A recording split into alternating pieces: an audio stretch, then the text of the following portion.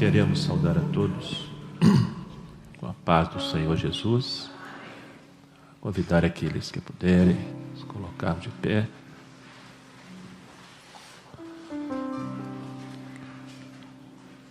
A leitura da palavra de Deus nesta noite no Evangelho de Marcos.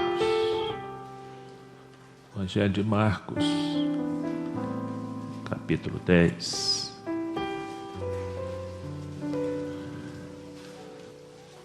Evangelho de Marcos, capítulo 10.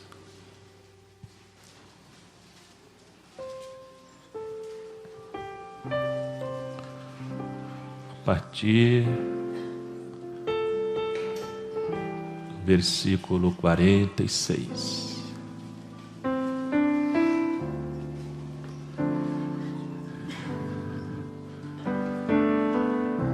Depois foram para Jericó. Saindo ele de Jericó com seus discípulos e uma grande multidão, Bartimeu, o cego, filho de Timeu, estava sentado junto do caminho, mendigando. E ouvindo que era Jesus de Nazaré, começou a clamar e a dizer: Jesus, filho de Davi, tem misericórdia de mim. E muitos o repreendiam para que se calasse. Mas ele clamava cada vez mais: Filho de Davi, tem misericórdia de mim. E Jesus, parando, disse que o chamassem. E chamaram o cego, dizendo-lhe: tem bom ânimo, levanta-te, que ele te chama. Ele, lançando de si a sua capa, levantou-se e foi ter com Jesus. E Jesus, falando, disse-lhe: que queres que te faça? E o cego lhe disse: Mestre, que eu tenha vista. E Jesus lhe disse: vai, a tua fé te salvou. E logo viu e seguiu a Jesus pelo caminho. Podemos sentar, amados.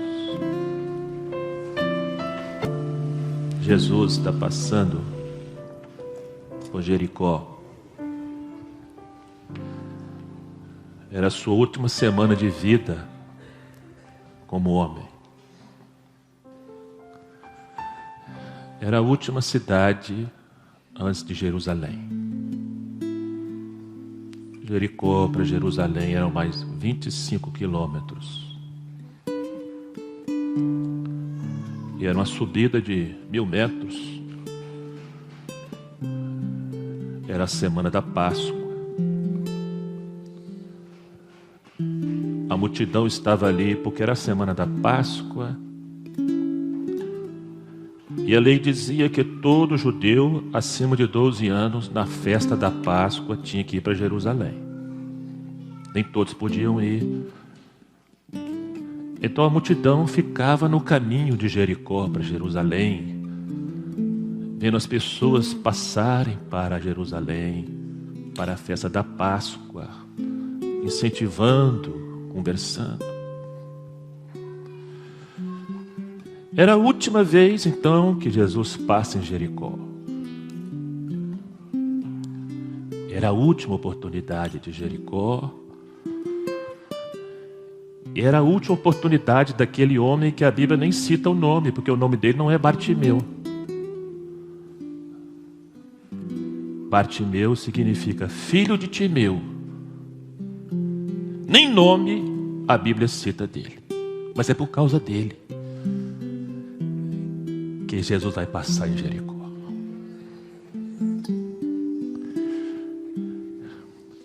Então Jesus está passando em Jericó. Ele não vai ficar em Jericó, porque sobre Jericó havia uma maldição. E a palavra é profética, e Jesus cumpriu tudo que era profético. Havia maldição desde o tempo de Josué. Porque quando Josué entra com o povo para conquistar a terra. A primeira oposição foi Jericó.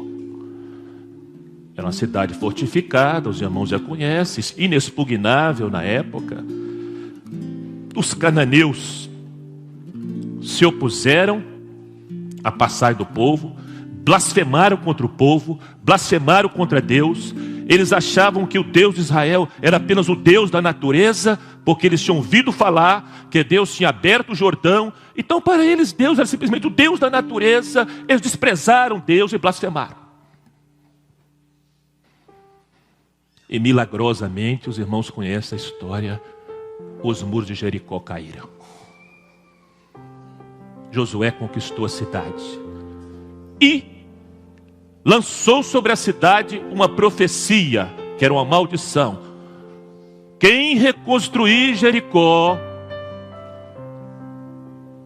quando ele fizer o alicerce novamente, seu filho primogênito vai morrer.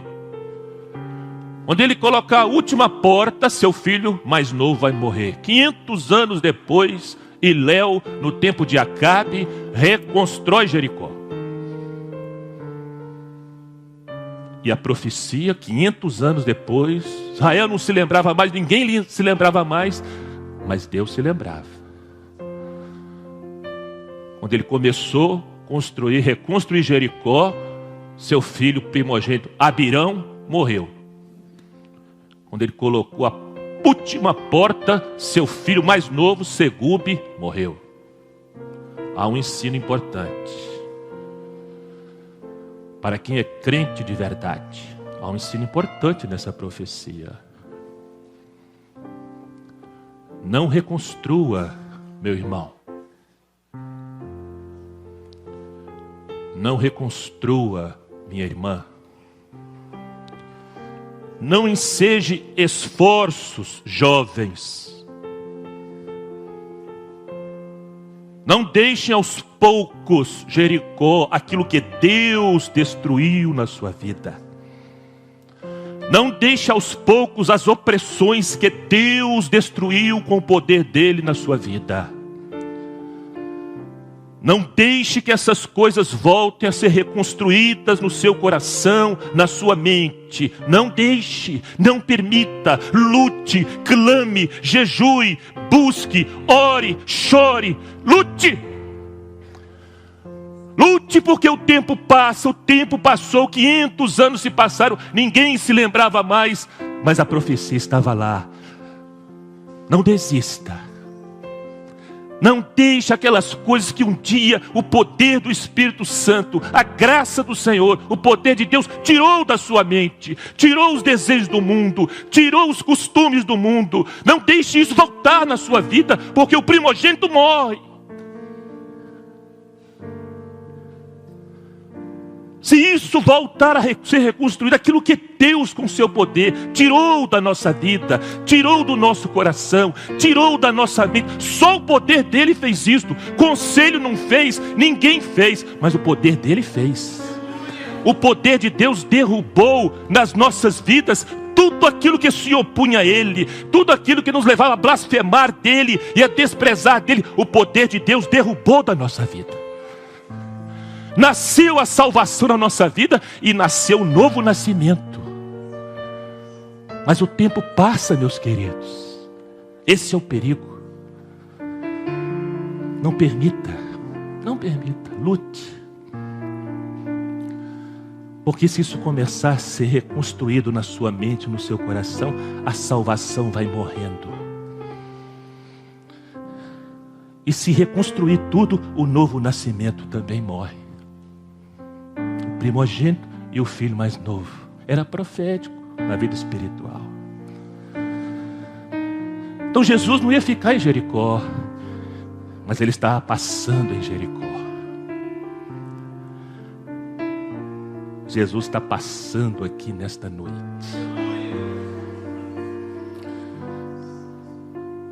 Porque ele prometeu: onde estiverem 2 ou 3 reunidos em meu nome, ali eu estarei. Eu não sei seu passado, não sei sua família, não sei o que os seus antepassados fizeram. Talvez seja possível que exista uma maldição, alguma coisa contra a sua família, contra você, contra a sua casa, contra o seu casamento. Esse mundo espiritual, ele existe, ele é perigoso. Eu não estou aqui para amedrontar ninguém, mas eu quero te dizer uma coisa: sobre Jericó havia uma maldição, mas a bênção de Deus estava passando. E quando a bênção de Deus, que é Jesus, passa, a salvação. Jericó não merecia aquilo, eu não mereço, você não merece, mas Jesus estava passando em Jericó. E a situação daquele cego, e não era só cego, diz a Bíblia que ele era cego e mendigo. Portanto, ele não tinha luz nos olhos e nem dignidade no coração. Ele não tinha luz nos olhos e nem valor próprio, porque ninguém sabia, nem citava o nome dele. A vida dele se identificava com Jericó. Jericó ficava às margens do Mar Morto. Jericó, meus irmãos, é o ponto mais baixo do planeta. Jericó fica 400 metros abaixo do nível do mar. Jericó, na verdade, é uma depressão geográfica tremenda. É o ponto mais baixo da terra. Nada nasce às margens do Mar Morto, porque não há vida às margens do Mar Morto. Não existe vida no Mar Morto. Assim era a vida daquele homem. Diz a Bíblia que ele estava à beira do caminho. Ele estava à margem do caminho. A sua vida não nascia esperança. Na sua vida não nascia alegria. Na sua vida não nascia expectativas. Na sua vida não nascia nada de bom. Ele era um cego, ele era um mendigo, ele era um desprezado, ele era um abandonado. Nem nome ele tinha. É Bartimeu, é o filho de Timeu. Nada nascia de bom na vida dele. Era como se ele vivesse mesmo ali às margens do Mar Morto. Nada nasce. Era como se ele vivesse mesmo uma depressão na sua vida. Ele estava no fundo do poço. Ele se sentia no lugar mais baixo da terra.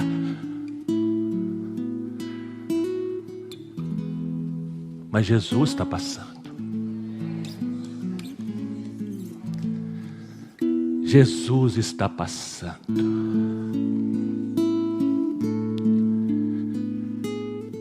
Ele ouviu dizer, a multidão,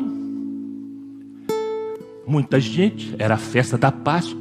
Para os irmãos terem ideia, a maioria dos sacerdotes e levitas não morava em Jerusalém, eles moravam em Jericó, porque Jericó era a cidade de inverno, Jericó era a cidade dos prazeres. Qualquer semelhança com o mundo não é mera coincidência. Os irmãos terem ideia, o grupo de sacerdotes e levitas era 20 mil, era cerca de 20 mil sacerdotes e levitas que prestavam serviço no templo. Mas na semana da Páscoa, todos eles tinham que ir para Jerusalém. Era uma multidão, era um movimento muito grande. E ele está ali, a multidão passando de um lado para outro. O que está acontecendo? Ele está numa dupla escuridão. Ele ouviu dizer, Jesus de Nazaré está passando. Se eu fosse o cego, a fama de Jesus tinha corrido, porque já estava no final do seu ministério. A fama dele tinha corrido, porque ele tinha curado outros cegos. Ele tinha ressuscitado Lázaro. Ele tinha multiplicado o pão. A fama de Jesus tinha corrido por todo Israel. Quem está passando? Jesus de Nazaré está passando. Eu tinha clamado, Jesus de Nazaré, me ajuda. Mas não foi isso que ele fez. Ele não clamou Jesus de Nazaré.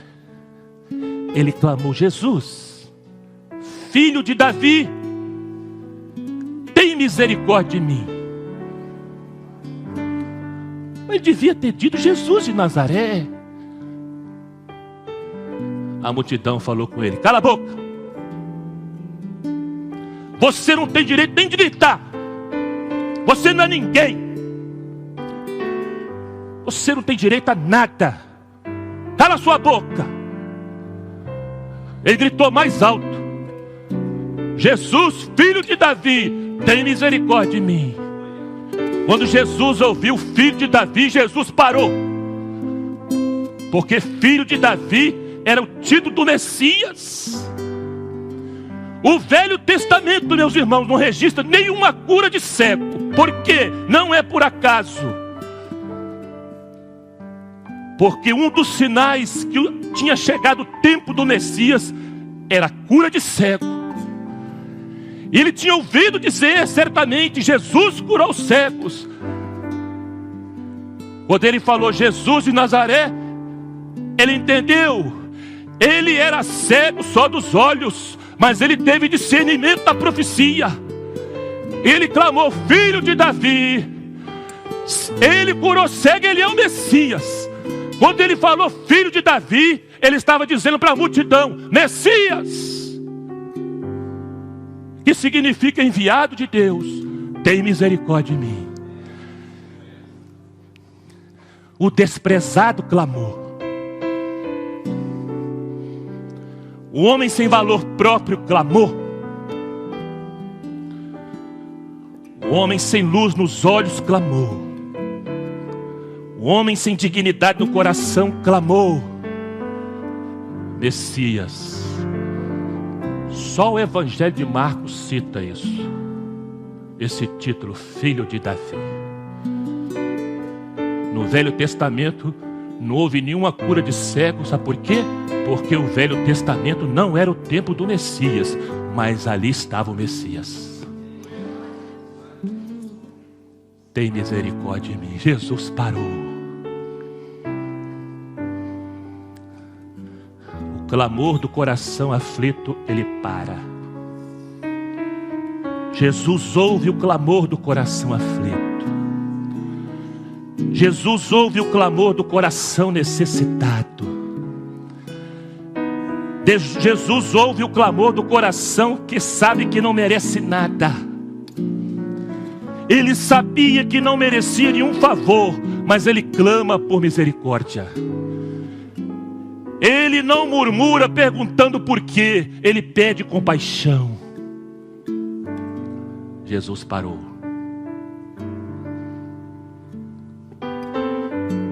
Chama o cego. Aleluia. Os discípulos foram lá. Tem bom ânimo. Anima-te. Por quê? Ele te chama. Oh, louvado seja Deus. Oh, bendito seja Deus. No dia que o Espírito Santo chegou para mim e para você e disse: anima-te. Ele te chama. Diz a Bíblia, que, meus irmãos, que ele lançou a capa dele. A única coisa que ele tinha era uma capa suja. Mas por que o senhor sabe que está suja, pastor? Porque a estrada era empoeirada. Aquela capa representava os complexos dele. Aquela capa representava os traumas dele. Aquela capa representava as feridas íntimas dele. Mas ele ouviu agora um chamado: anima-te, levanta-te, ele te chama. E o dia que nós ouvimos o chamado de Jesus, o dia que nós ouvimos o convite de Jesus, nós tomamos uma decisão: vou deixar o meu passado para trás, vou deixar meus complexos para trás, vou deixar meus traumas para trás, as minhas feridas íntimas, que só Deus conhece. E ele não saiu apalpando, não, ele saltou na frente de Jesus, porque a fé é isto, meus irmãos. A fé é quando o homem ouve o chamado de Deus, o chamado do Espírito Santo, e ele salta, não para os braços de uma religião, mas ele salta para os braços de Jesus. A fé não é o homem saindo apalpando sem saber onde vai, não. A fé é um salto, a fé é uma mudança de posição. O homem sabe que Deus está chamando ele, ele sabe que o Messias estava chamando, ele não tinha dúvidas. O filho de Davi me chamou, o filho de Davi me ouviu, o filho de Davi me convidou, o Messias me chamou, o Messias deu atenção para mim. O povo mandou eu calar a boca, mas ele parou e ele me chamou. Eu vou lançar minha capa fora, porque eu não quero mais viver esta vida, eu quero agora ter uma experiência com ele.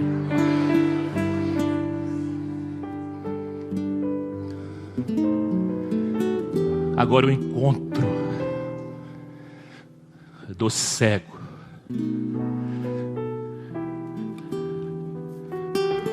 O cego, meus irmãos, não sabe para onde ir. E o mendigo não tem para onde ir.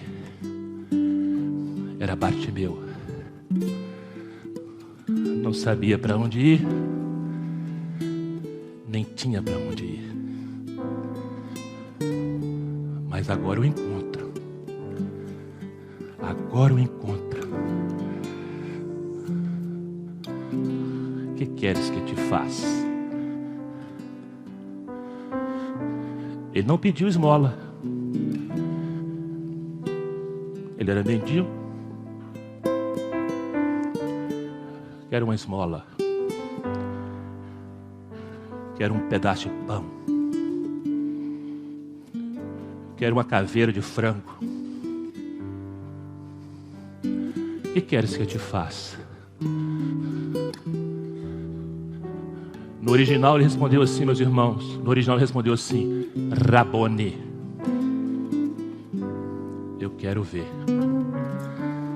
A nossa tradução aqui é mestre, porque Rabone é isso mesmo, é mestre, mas a outra tradução é Senhor.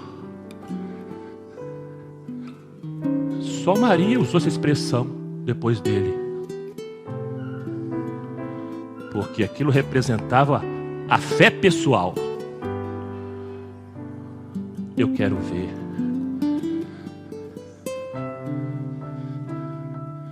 Eu quero luz. Eu quero esperança. Eu quero alegria. Eu quero paz. Eu quero felicidade. Eu quero te ver. Eu quero te conhecer. Eu quero uma experiência contigo. Eu quero te seguir. Eu quero te servir. Eu quero ver. Os irmãos observaram qual foi a resposta de Jesus? Vê. Foi isso? Foi? Não, não. Vai. A tua fé te salvou. Jesus curou primeiro a alma dele. Ele queria a cura dos olhos, mais do que justo. Mas ele encontrou primeiro a salvação. Vai, a tua fé te salvou. E diz a Bíblia que depois que Jesus falou a expressão da salvação, aí que ele viu. E ele converteu mesmo. Onde está o sinal da conversão dele? Onde está a prova da conversão dele aqui no texto? Diz a palavra que seguiu a Jesus pelo caminho. Para onde Jesus estava indo? Para onde? Jerusalém. Para a cruz. Ele converteu mesmo. Aquele homem não queria uma bênção só não. Ele queria sobretudo o abençoador. Vai, tua fé te salvou. E logo viu A capa ficou para trás, suja, mal cheirosa. É o passado dele, a vida dele. Seguiu a Jesus. Jesus passa aqui nesta noite.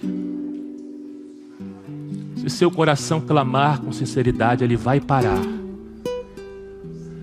Ele vai te ouvir. Ele vai te salvar. E Ele vai te curar. Lembrei, irmãos, uma experiência interessante. Tinha um jovem, um adolescente. Ele tinha 14 anos na época. Ele morava aqui no interior da Bahia. O local que ele morava era uma casa assim, que lá em Minas Gerais a gente chama assim de barracão. Não sei como é que é o nome aqui no Espírito Santo, mas em Minas Gerais é barracão. É o seguinte, é uma casa, depois logo junto tem outra, casa simples, né? Não é germinado, é barracão mesmo que chama, sei lá, Minas Gerais. Aqui eu não sei, mas é assim. Tinha 3 moradas, tudo. Ele morava na casa, no barracão da frente. No barracão dos fundos morava uma senhora cega. Cega. Era uma irmã da igreja Assembleia de Deus. Ele ouvia ela cantando louvores o dia todo, mas ela era cega. Ele me contou essa experiência, seu irmão. Um dia, ele criança, 14 anos, ele ficou muito assim, curioso. Um dia ele criou coragem e chegou para ela e falou assim, uma criança, um adolescente, e falou assim, rasgado mesmo, mas fulano, posso fazer uma pergunta para a senhora? Pode. A senhora é cega, a senhora não enxerga, e a senhora canta o dia inteiro. Meu filho, a senhora cantando hinos para Deus. Ela deu uma resposta para ele. Aquela resposta foi uma semente. Ela falou com ele assim, meu filho, a luz que brilha nos meus olhos ainda não brilha nos teus, mas um dia ela vai brilhar. Resultado, meus irmãos, dessa resposta desta irmã da Assembleia de Deus, ele mudou-se para Ipatinga. Com 18 anos ele se converteu. Há mais de 20 anos é pastor nesta obra.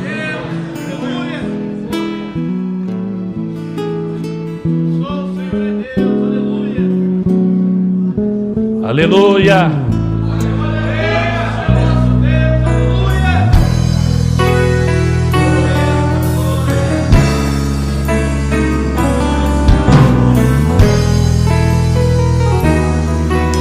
Glória a Jesus! Glória a Jesus!